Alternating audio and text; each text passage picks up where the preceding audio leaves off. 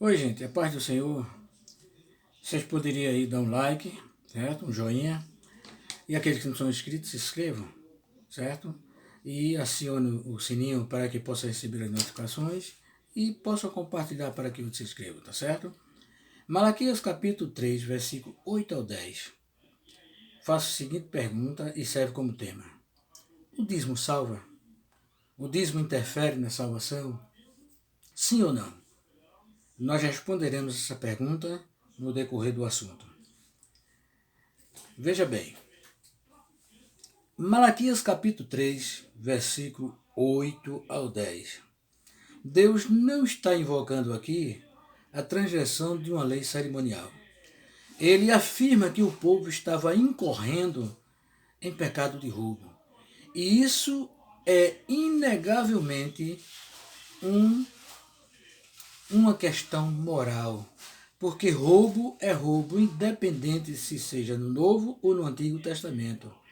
Mas há quem diga ainda que essa passagem não se refere a nós, mas a Israel, porque é da lei.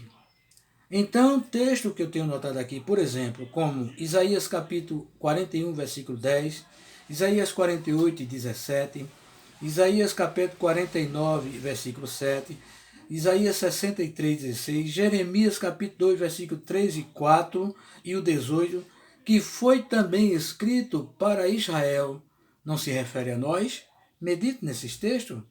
Se realmente Malaquias 3, e 8, 3, 8 a 10 não se refere a nós, porque é da lei, então esse texto que acabei de citar também se refere a Israel e é da lei, mas não se refere a nós também não? Eu quero dizer que, de acordo com Mateus capítulo 5, versículo 17, que Jesus não veio revogar a lei, mas ao cumprir a lei foi extinta? Nananina não.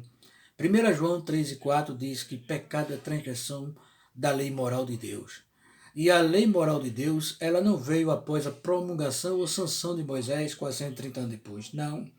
A lei moral de Deus, ela existe de Gênesis a Apocalipse, ela é eterna. Veja bem, 1 João 3 e 4 diz que pecado é transgressão da lei moral de Deus. Então eu só sei que tem pecado, que eu tenho pecado, se houver algo me condenando, certo? Então, Ezequiel 28,16, da queda de Satanás, diz: corrompeu teu coração e pecaste. Isaías 43, 27 diz: o teu primeiro pai pecou, fala de Adão. Gênesis 13, 13 fala que o povo de Sodoma e Gomorra eram piores pecadores.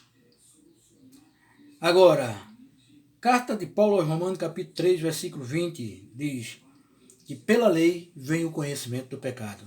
4 e 15 de Romanos: aonde não há lei, não há transgressão. 7 e 7 de Romanos: Paulo disse: não teria conhecido o pecado senão por meio ou através da lei, por intermédio da lei.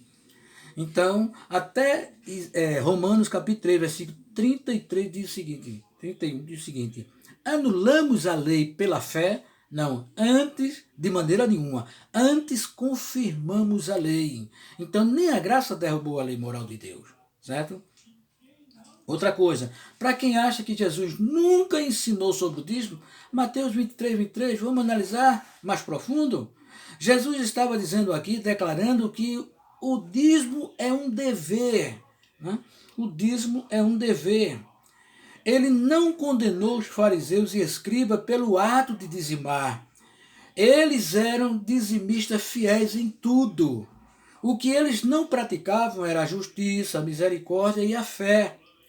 Se eu estou dispensado do dízimo, então eu terei que ser dispensado também da justiça, da misericórdia e da fé. Em um debate com o pastor Lucas e Elias Soares, com outro pastor que estava coordenando o debate, o pastor Lucas disse o seguinte: não se pode ser a favor das motivações e desconsiderar os atos. Eu não posso continuamente julgar apenas as motivações. Não é uma questão de avareza. Não é uma questão de obstinação ou de omissão. É uma questão de obediência à vontade divina revelada na sua palavra. O pastor Kleber disse nesse debate, ele mandou uma mensagem, dizendo que o dízimo é um imposto federal na lei de Moisés.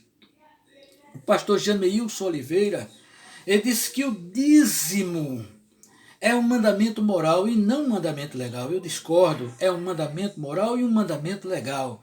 Por quê?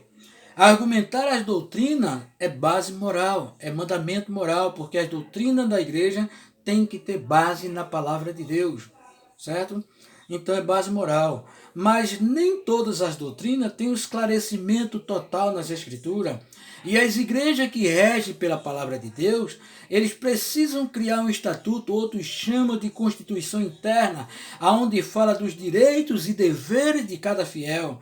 Por exemplo, toda igreja que aceita o dízimo como mandamento moral, eles dizem que realmente tem que dar o dízimo, mas a Bíblia não fala de aquele que dá o dízimo, como é que deve ser feito com ele. Então o estatuto interno diz, eu não posso obrigar uma pessoa a desaparecer da igreja porque não é dizimista, mas eu posso tirar ele das oportunidades, tirar ele dos cargos, de alguns status. Então ele não é dizimista, ele fica lá na igreja, no cantinho dele, porém, eu não posso julgar que ele vai perder a salvação, porque a Bíblia não está esclarecendo isso. Será? Nós vamos ver. Alguém diz assim, não, o dízimo é o que propor no coração. O pastor Elias Hernandes Dias Lopes, ele esclarecendo lá na questão das motivações, ele disse que nós podemos fazer a coisa errada com motivação errada. Fazer a coisa errada com motivações certas. Fazer a coisa certa com motivações erradas e fazer as coisas certas com motivações certas. Ainda em 2 Coríntios, capítulo 9, versículo 7, ele diz o seguinte, que o dízimo não é o que propôs no coração. Paulo estava levantando aí uma oferta para os pobres de Jerusalém. Era uma oferta específica com finalidade específica. E sendo oferta assim, cada fiel deve dar a sua oferta segundo propôs no seu coração. Isso fala em relação às ofertas e não em relação aos dízimos, porque dízimo já está dizendo 10, a 10ª parte. E ainda ele esclarece que em 2 Coríntios, capítulo 8, versículo 3, voluntariado aí não é a respeito do dízimo, é a respeito das ofertas, correto? Outra coisa, o dízimo salva ou o dízimo interfere na salvação? Primeiro, o dízimo não salva, assim como obedecer os 10 mandamentos também não salva. Mas como salvo em Cristo, todo fiel tem o dever de obedecer e guardar os mandamentos morais de Deus. Não para a sua salvação, mas como servo obediente, ele tem que obedecer a palavra de Deus. Agora, a desobediência dos 10 mandamentos, não é os 10 mandamentos, é os mandamentos morais. Porque os 10 é o resumo de toda a lei moral de Deus, como Jesus resumiu os 10 mandamentos em 2 mais importantes mandamentos, e Paulo resume esses 2 mandamentos de Jesus em um só mandamento. Então, dentro desse só mandamento está toda a lei moral de Deus, certo? Então, ele diz o seguinte, eu não vou desobedecer a Deus, obedecer a Deus para ser salvo, mas eu tenho que guardar. Então, o dízimo interfere na salvação. Aí diz o seguinte, não posso afirmar que o dízimo salva, isso eu não posso afirmar. E nem devo, mas analisando as escrituras, entende-se que o dízimo, sim, faz parte da salvação. Para ser salvo ou não, para ser salvo, não, mas como salvo em Cristo, deve-se obedecer e dizimar a igreja do Senhor. Porque ele disse, João capítulo 15, versículo 22, ele falou o seguinte, se eu não viera e nem houvera falado, pecado nenhum terias, mas agora não tem desculpa pelo seu pecado. 2 Pedro 2,21 diz, pois melhor lhe fora nunca tivesse conhecido o caminho da justiça, do que, após conhecê-lo, volver para trás, apartando-se do santo mandamento.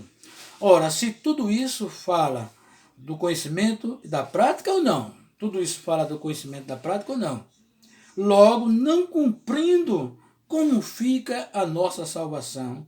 Ou a salvação de um rebelde e desobediente? Como é que fica? Será que se não dermos o dízimo de acordo com Malaquias 3, 8 a 10, estamos ou não roubando a Deus?